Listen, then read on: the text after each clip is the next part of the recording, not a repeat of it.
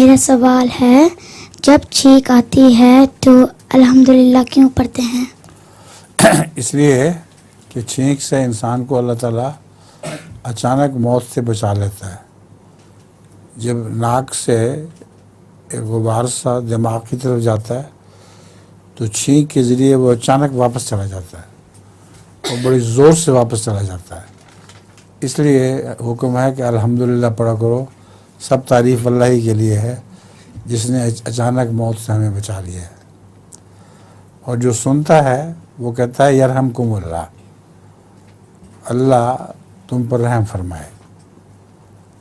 और फिर वो जवाब देता है यादिकुमुल्लाहु युस्लिह बालकुम, कि अल्लाह तुम्हें हदायत दे और तुम्हारे हालात दुरुस्त फरमा दे। जज़ाकल्लाह।